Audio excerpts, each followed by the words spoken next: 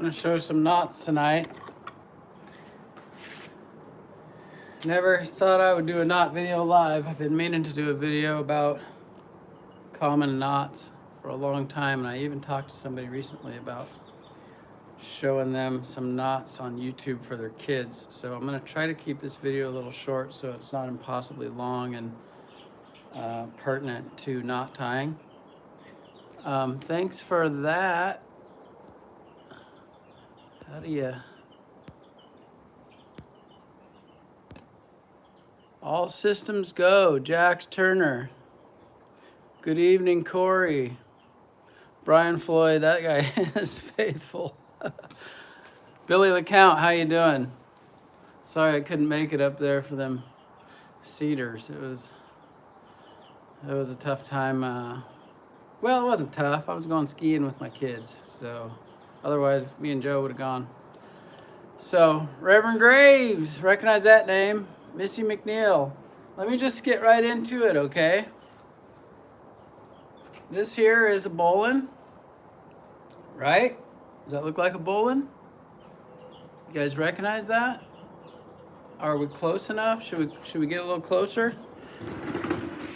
Arid extra dry? Should we get a little closer? That's the bowline.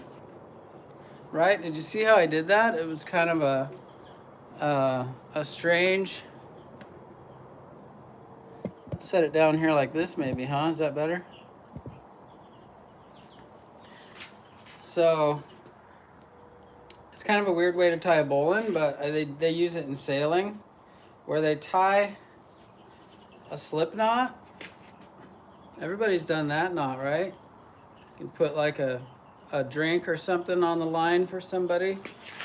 You know, you want to send something up the line. You put the slip knot in there, and they can send it up. So this first way of tying the bowline that I'm going to show you goes like that. There, you make a slip knot. Okay, you can fake people out on their bowline tying competitions if you approach them. They're trying to tie a bowline fast and you already have this part done. See? Slip knot. You just stick the rabbit through there like that and then go like this, and you have this magical appearance of a bowline. But it's a bit cheaty because you kind of had the knot half made before you started, right? So let's do that again. There's probably some name for this. I don't know. It's just something I picked up over the years. But you got your slip knot. Then the rabbit goes up through the hole, the old archaic. So now it looks like this, right? So you could like literally kind of conceal this in your hand and be like, look, you got both ends in your hand, and you could walk up and shove that through there like that, and then just dress the knot, I think it's called. And there it is. It's kind of cool. I never tie them that way. It's kind of a novelty thing for me, but I guess sailors do it that way. They'll run up and do something really quick like that. They're kind of got the knot half made before they start. You know what I'm saying? The way I tie it, let's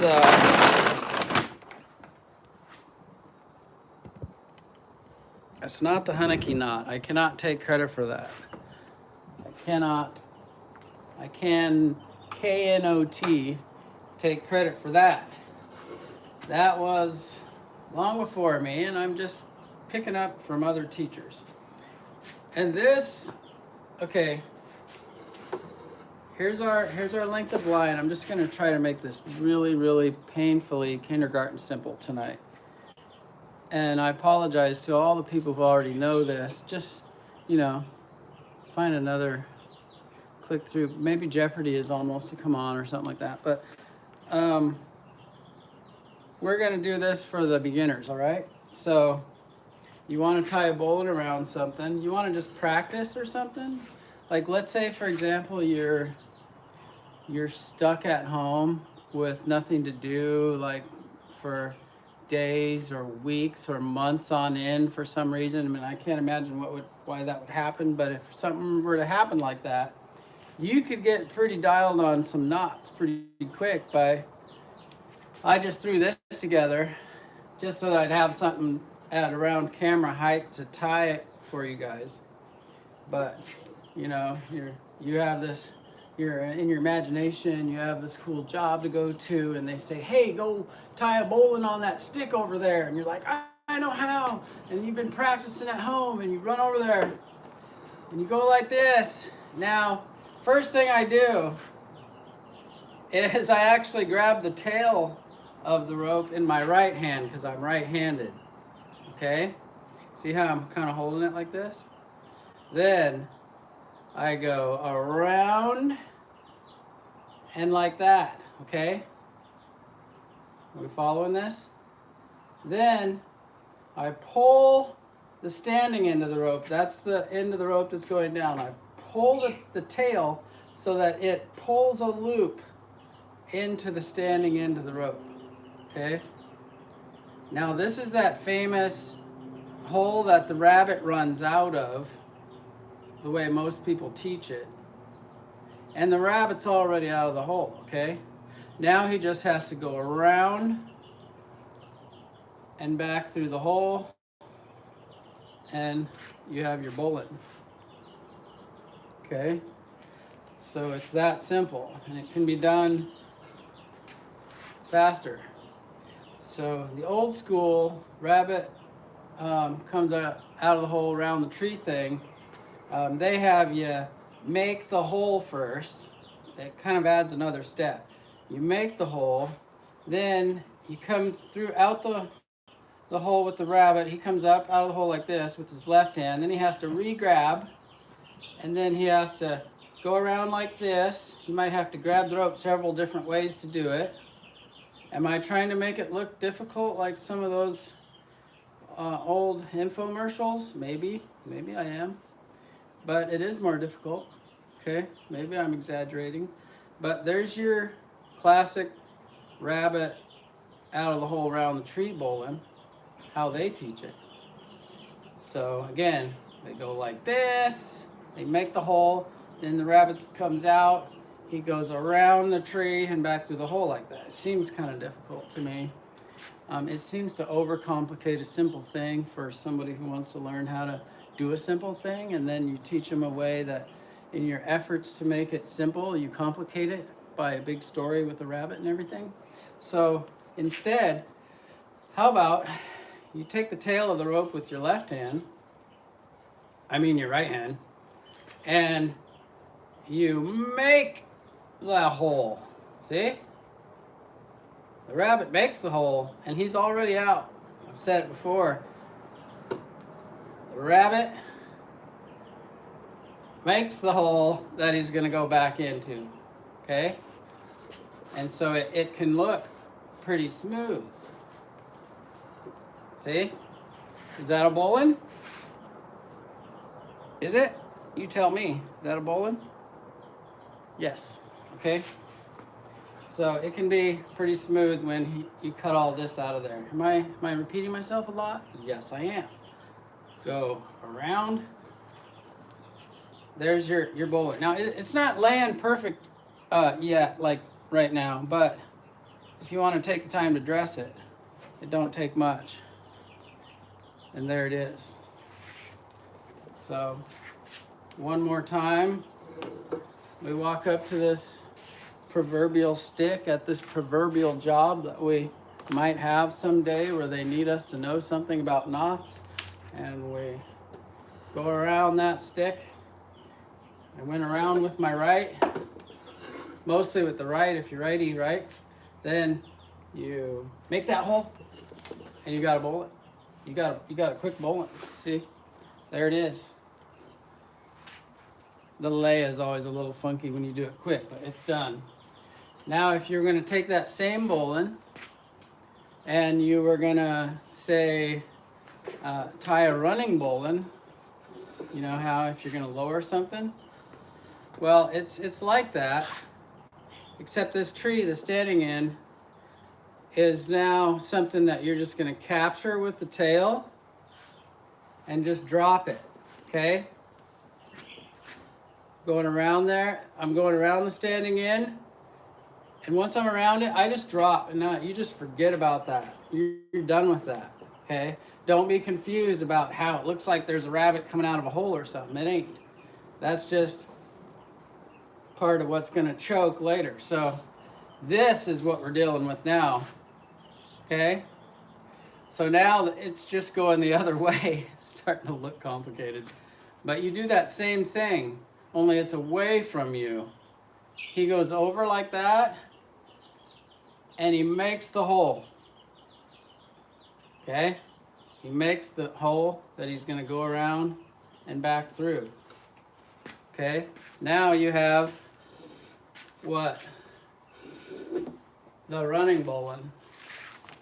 If I was a sheriff in the Old West, I'd skip the hangman's noose and just throw a running bowline around him, I think. That's how I'd do it. Be quicker. So, the running bowline again.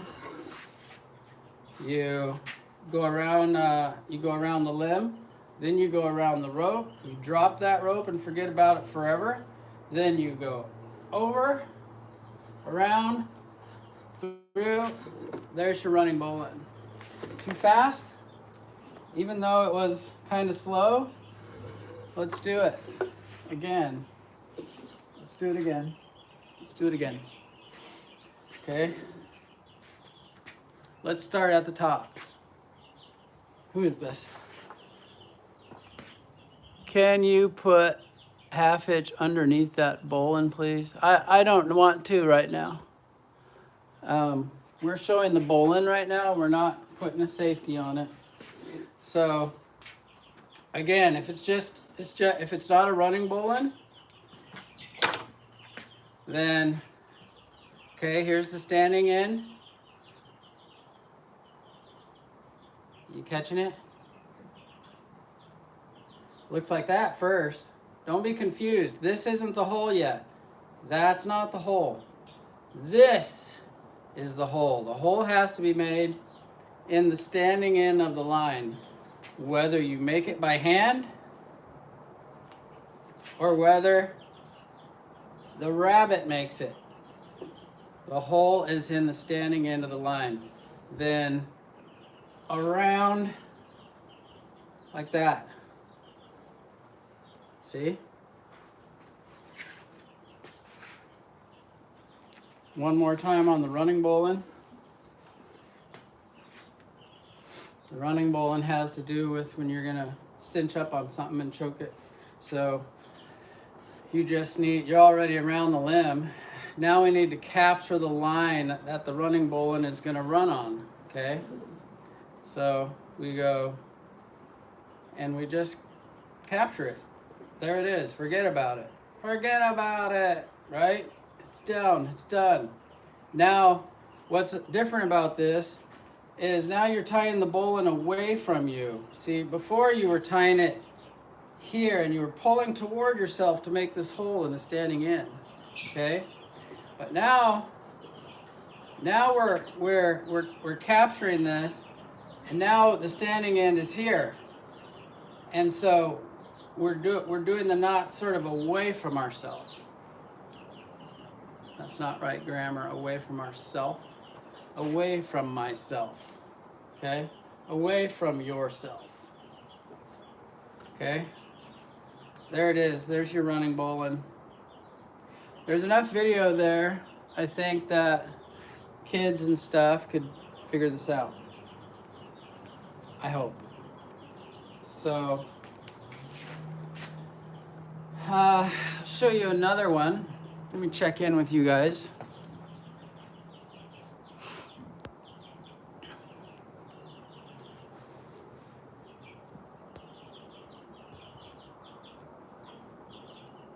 No, you didn't miss the clove hitch yet. Thank you, Jax and Snowman. You're probably already busy.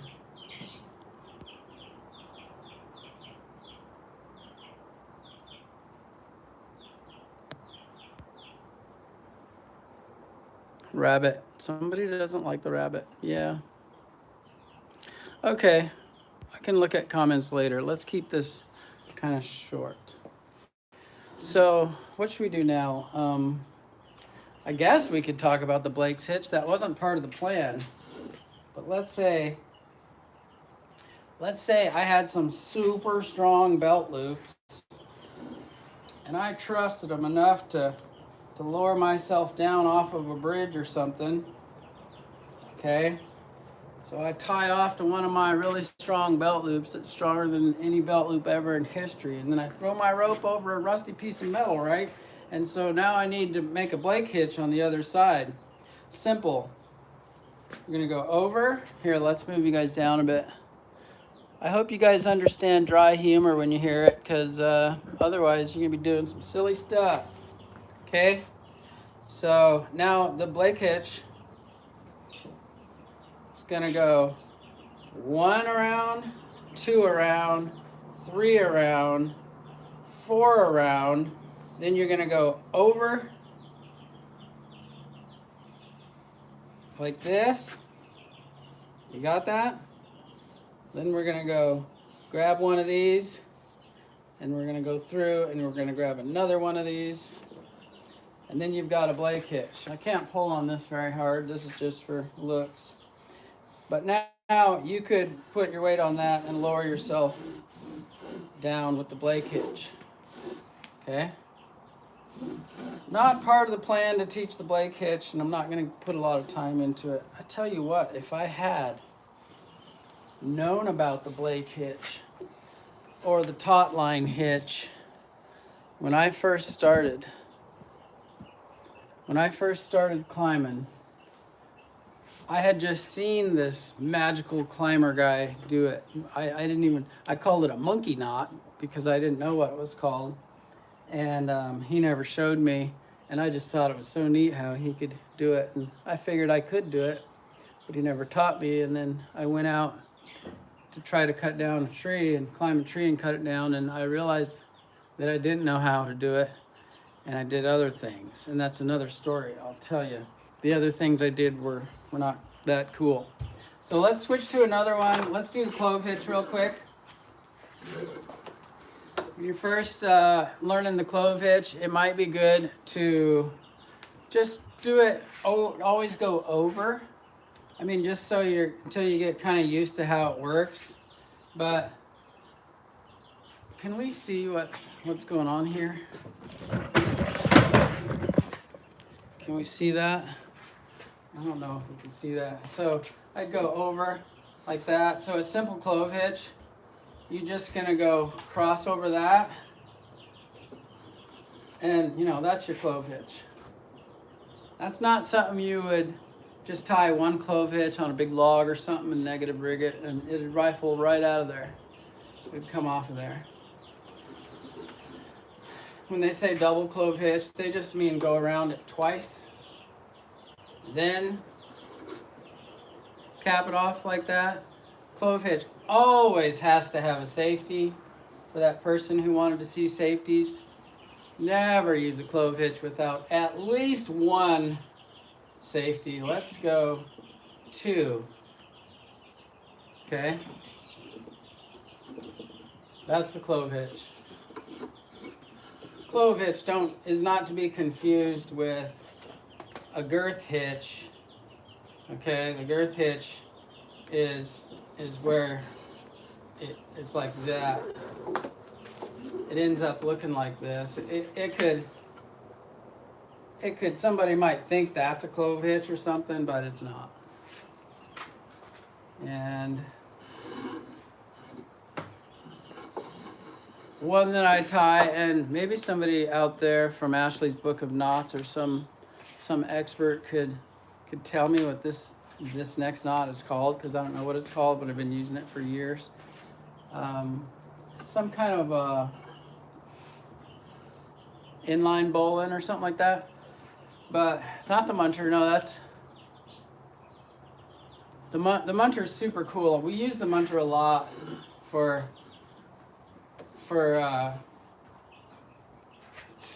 tying a line that's tight under pressure, you can get it, you can use it. So that's your munter, and then you can safety that off. I feel like I'm getting a little too talky and not enough slowy right now. What was I gonna do? Oh yeah, that inline bowling thing. This is a super cool one. I'm having a special request here. Better than Blake's. Yeah, I'm not. We understand. We know that the Blake's hitch is older. Clove hitch doesn't reduce braking strength, but girth reduces. Interesting. Okay. Yeah, I don't have all those details in my head.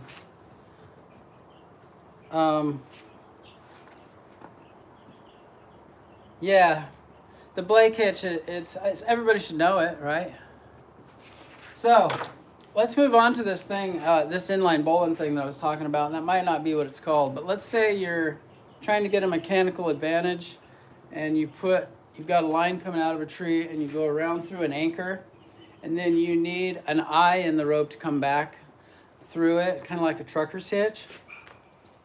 Well, I go like this, and I make a circle in the rope like this. It's going to look similar to an alpine butterfly, but it's different. Then I make another one, but it's kind of behind the other one. See? Like that. They're not in line with each other. This one, then this one, they look kind of like that. Then you go through the middle. Sorry, I feel like I should have a cameraman here, and then you tighten up the one that's going through the middle there. Then you reach through and grab it and pull it. And you see how it has that bowline, telltale bowline kind of bendy part that you can use to get the knot untied later. So now you have a knot in the middle of the rope. It's meant to go one way. It's not like the alpine butterfly, which is better for going either way.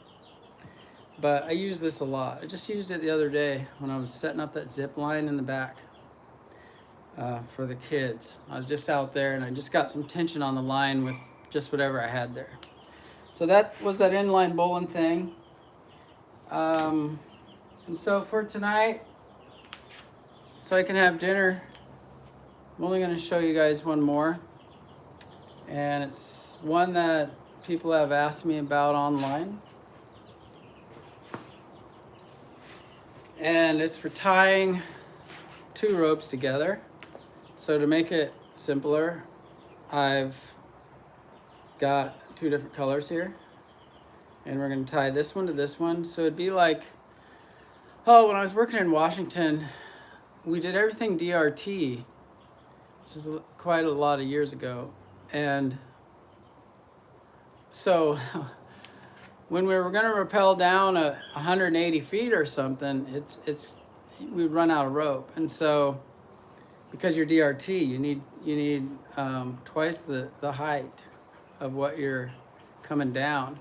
So we needed to know how to tie two ropes together, because you'd come down as far as your rope would go, and then you'd still be way off the ground. And so you put your flip line around the tree, ask for another shot of rope from somebody on the ground, and then you tie that shot onto the other shot, and then you can come down the tree. SRT is so much better for that. Man, oh man, did I wear my body out doing DRT. So, but really where I learned this knot, I was happy I knew it when I was working in Washington, but where I really needed it was crabbing up in Alaska. It was my first real intense job when I entered the workforce, was commercial fishing up there where I'm from. So you come off a crab pot from the bottom of the ocean, right? The first line that comes off the crab pot, not including the bridle on the pot, is floating line, because the line doesn't need to be down there. It doesn't need to be sinking and tangling in the whatever's on the bottom or tangling around the pot and getting all screwed up. So the first shot of line that comes off the crab pot is floating line. It floats up away from the pot and keeps it clear that way.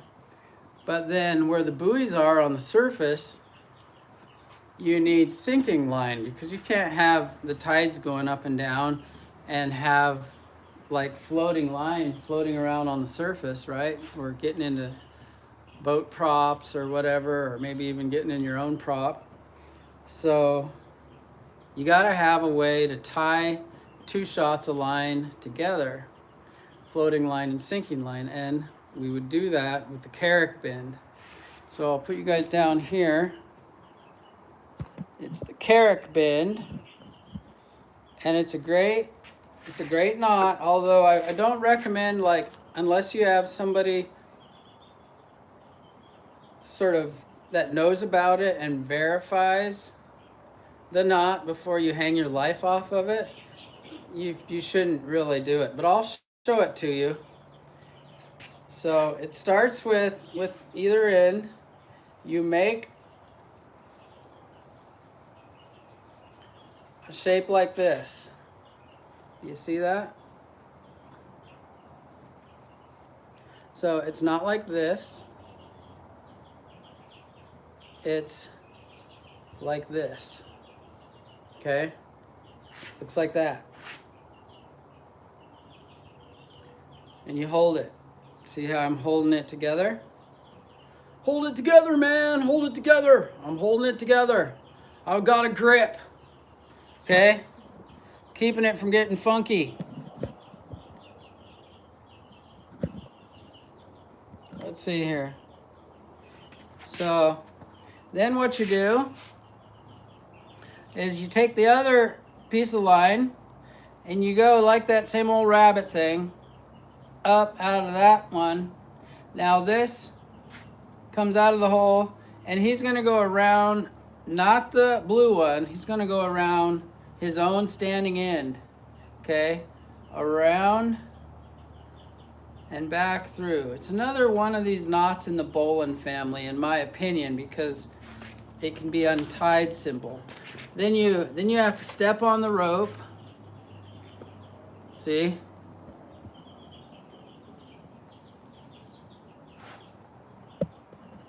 Got to step on the rope because you're not an octopus. You gotta. So you step on the rope and you grab the 2 ends, and then you dress the knot by pulling first from the bottom and then pulling. Oh look, I've already lost you on the camera there. We'll do it one more time. But when you're done, it looks like this. Okay? You see it? This kind of has a bowline untier in that same kind of untying family of the bowline. The kind of knot you can get out, the kind of knot that doesn't need a hatchet or a knife or an axe or a saw. The other side has one. We would tie our floating line shots to our sinking line shots. Put a 700-pound pot on that. Yank it up from the bottom of the ocean with a lot of weight in it, an octopus hitchhiking on the top of it. Okay? And you could still get this untied. Now when you're crabbing, you keep black tape on you, and you tape the 2 ends together. When you tape the ends together, it goes through the block better, because you got a block that's pulling that thing up off the bottom, and it's always fun when it goes through the block if you're the guy on the coil. If you're the guy coiling the rope, that was me. And there'll be like jellyfish and stuff on the knot, and it'll hit that block, and you have to pull extra hard when this part goes through the block, and it pops, and sometimes just throws jellyfish all over your face and in your eyes and stuff. That's fun. So yeah, there's the Carrick bend. Should we tie it one more time? Maybe I'll back the camera up just a little bit.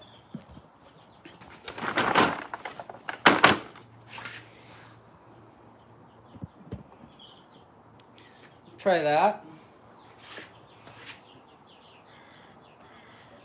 You know, I didn't teaching a thing is actually kind of harder than doing a thing, because when you learn how to do a thing, you just do it. And you don't even know all the little things you're doing, like you're tying knots. You're doing all these little things with your digits that you didn't know you were doing until you tried to teach somebody, and you walk up to them, you know, and you're like, nah, just tie it. My goodness, we don't have all day, right? So I didn't even do it right. But you don't know that I'm holding it like this, and I might grab it with my pinky or something, and you're doing all these subtle things that you didn't even realize until you started to teach it. Okay? So bear with me as I learn how to teach. Okay? So we'll do it with the blue line again first. Back up a little bit. You make a deal like this. By the time you're done with your knot, you probably want about a foot of tail sticking out, or at least, I'd say that's a minimum. Make this. Okay? Do you see it? You make that. Now the other line is going to go not down. It's going to go up like this. And you're crossing over right about where these two are pinched together. See, again, my fingers are doing stuff that I'm probably not talking about. But I'm holding that there with the middle finger, the thumb. I've got it kind of held there. All right? Then I'm on the right side of this rope. I'm going to go up through like that. Then, see, I'm doing stuff. And then I grab it again from the other side. I figure about how much knot it's going to need to be about this length when I'm done. And then I go around this leg of rope, and I go back through, and I get these about to the same length. See? Doot, doot, doot. Okay. Then I maybe dress one side and then the other, and then I pull them like this. Okay. Maybe tighten that one a little, maybe tighten that one a little, and then voila. Okay. It's not perfect. It's dang good though. It's not perfect because I like it when both are the same length. If I was just doing it and not trying to teach it or something, maybe it'd be smoother. Okay, so there's your carrick bend. There's another way to tie this knot too that I used to do, but it was harder, and I've thankfully forgotten it. So I think I've done what I set out to do tonight.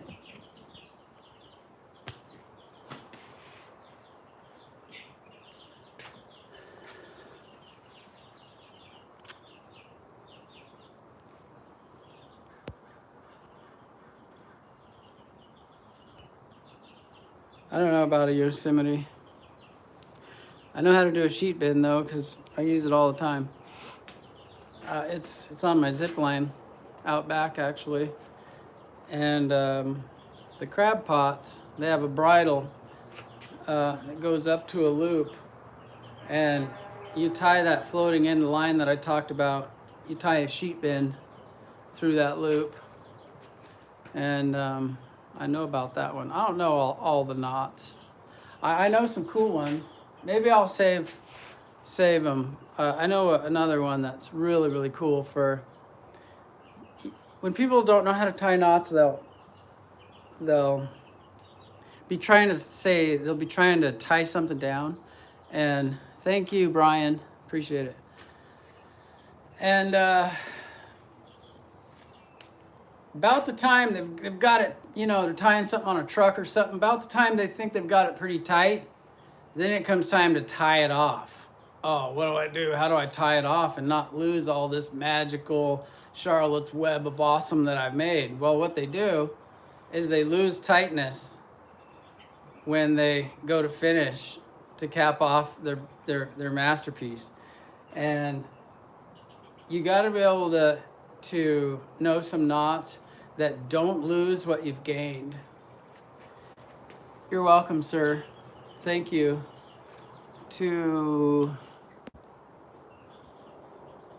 I don't know how to say it. I'm going to say your name is Ben Fairman. You're welcome.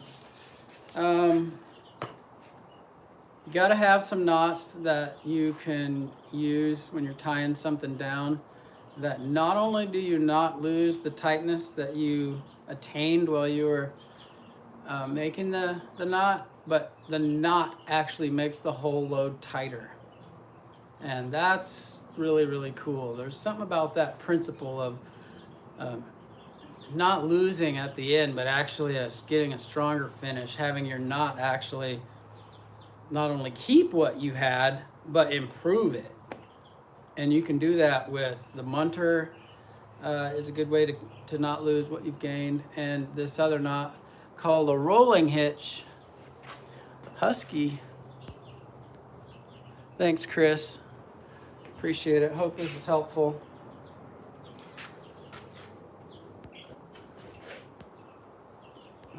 Timber hitch. Timber hitch is a great one for tying. Oh yeah. Grandpa wants to say hi. Oh, look at this. Huh? 3,900 knots, over 7,000 drawings in here. Yeah, you see this guy? He looks pretty nautical. Yeah, this is great. Yeah. I'm gonna go eat my dinner. I know some. I don't know this many, but I just kind of opened to the monkey's fist. I know how to tie a monkey's fist. We made some cool stuff like that when we were commercial fishing. I mean, come on, right? Ashley's Book of Knots. Yes, you can go nuts with knots. You can be knot nuts if you'd like. If you were like stranded and you didn't have anything to do for a week or a month or something for some reason, you could learn some cool knots and make a YouTube video. Sparker, you're welcome. Since you went and did that, I'm going to show you my bowline method again. Taught to me by a commercial fisherman in Alaska. Boom. I like to say boom when I tie a knot. It sets the knot better. It's just, as long as it's a legit knot, boom helps. Boom. See, there's that rabbit.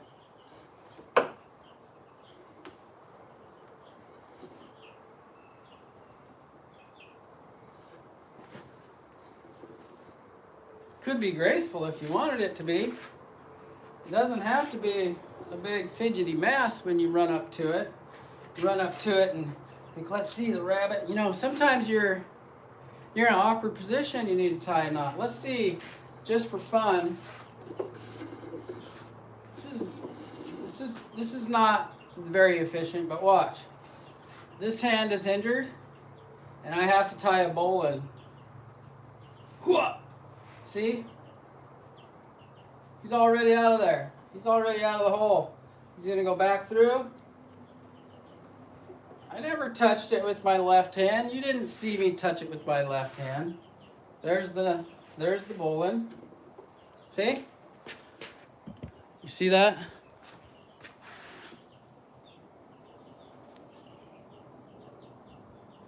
Yeah, you could tie it with one hand if you had to. Now, could you tie it with one hand doing it the old way that they taught you in Cub Scouts? You might be able to if you... Ooh, I've never tried this. Okay. Oh my. Oh, let's see. No. I'm doing that thing with the infomercial where they make it look way hard, but it is. Look, one hand doing it my way. And we got a bowling. Okay. I don't think you can do the Cub Scout one with one hand. Progress capture knot. Well, that could be done in a few ways. Me and Joe use a Blake hitch on the progress capture, but I'm not set up for it. Listen, here's what I promised to do. A lady wanted her kids to learn some knots, and I said I'll show them, and I'll try to keep it short for the sake of watchability. And so we did the clove hitch, the important ones: the clove hitch, the bowline, the running bowline, the Carrick bend. Those are, boy, if you know those, you're gonna get a lot of stuff done. So I'm done. Ashley Book of Knots. Ashley Book of Knots.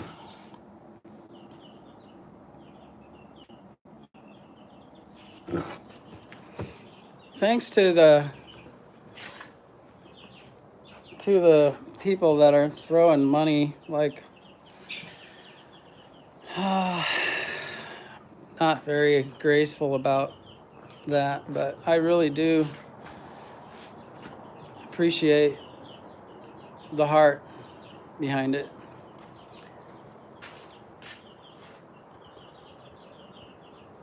Thanks, Mike. Friction hitches are another subject. Let's keep it short and sweet. All right.